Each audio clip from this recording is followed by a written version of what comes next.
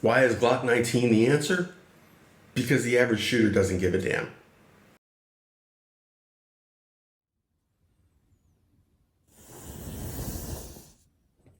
Hey folks, welcome back to Bullets and Brass. Today we are stirring up trouble and continuing the discussion of why I think 9mm is the dominant round in today's market and why I think the Glock 19 is such a dominant force and deserves it. If the answer is not Glock 19, it should be a matter of a conscious decision that you're choosing something else for specific reasons.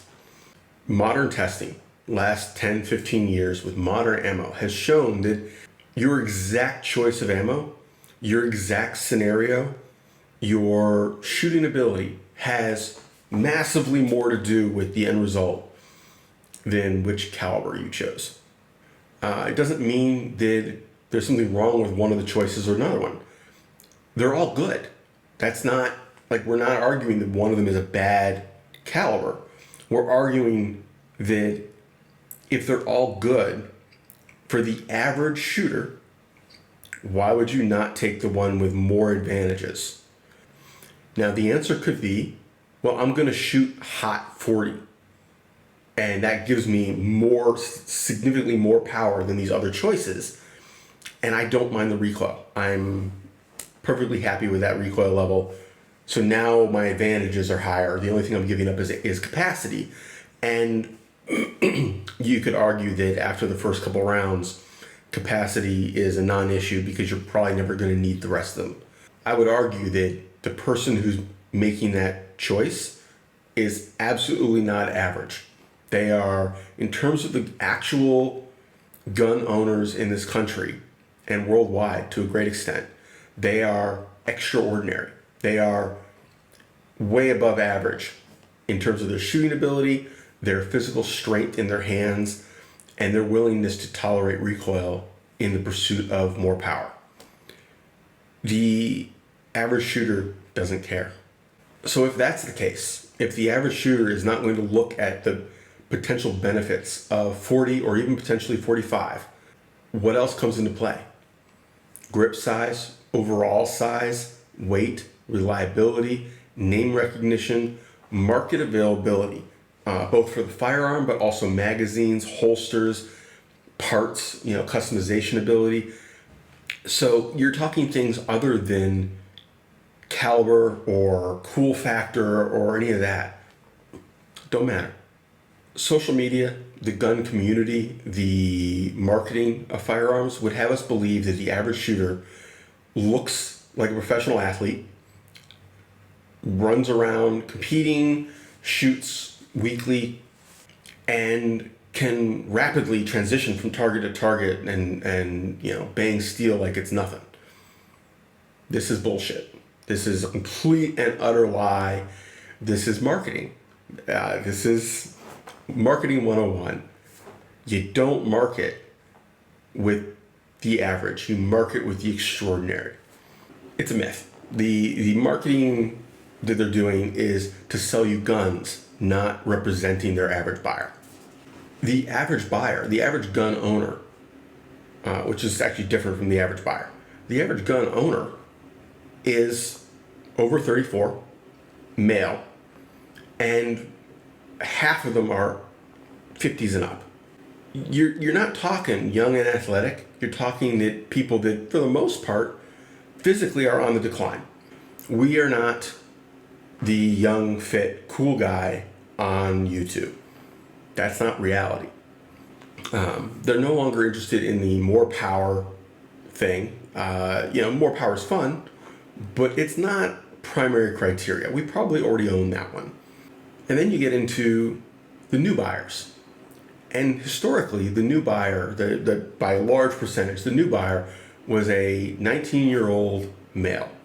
And they were mostly buying a shotgun or a rifle, depending on what kind of hunting they wanted to do. Well, in the last few years, that has shifted to women representing almost half of the first-time gun buyers. Almost half women. Okay? You'd have to look at the prior numbers to understand what a shift that really is, but it's incredible. The average first-time female gun buyer is 27, not 19, 27. She's not buying a gun to go hunting. She's buying a gun for self-defense. Well, that changes the huge market of who are you advertising to? How are you reaching these first-time buyers?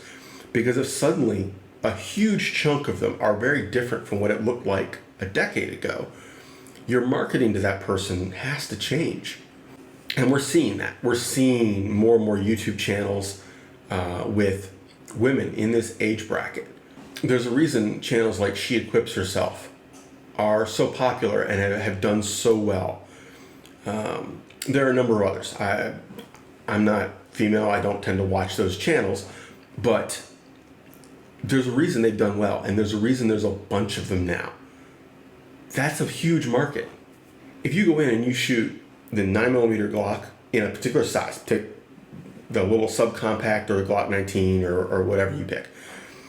You shoot the 9mm and you shoot the 40 and you shoot the 45. If you're getting honest information and you don't come into this with preconceived notions or opinions, why are you not, you're going to pick 9. Why would you not? When you look at the spec sheet, it says you get more ammo, it's smaller, it's more comfortable for you most likely because women have smaller than average hands.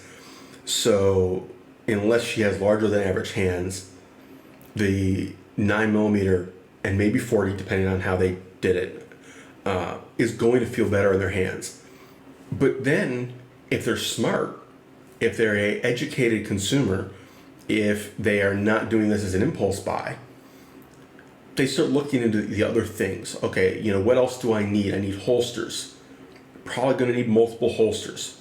I need magazines because I probably want more than the gun comes with, even if it's only 1 or 2 more.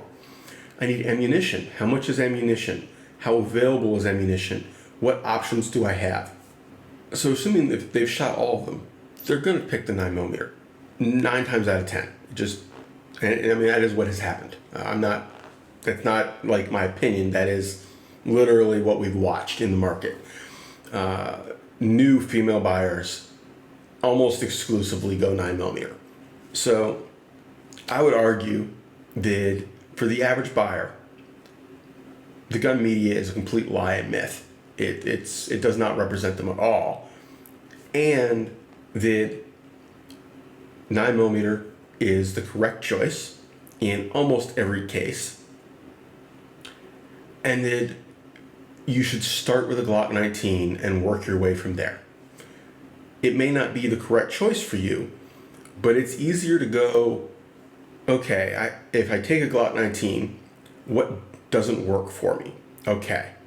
Now, what guns don't give up anything I care about and give me these things that I do care about that the Glock 19 doesn't cover? It could be grip comfort. You don't like the grip angle. It could be the sights don't work for you. It could be you're like me and the Glock bites you. If you start at one standard, it's easy to figure out what works and what doesn't versus looking at the entire market and trying to figure it out cold. Hopefully there's a little bit more honesty in the marketing media and a recognition that we're not all 25-year-old Navy SEAL, Green Beret athletes. There's a lot of us that don't fit that market. In fact, almost all of us don't fit that. So take care, have fun, stay safe, keep shooting, and good luck with ammo because it looks shitty out there.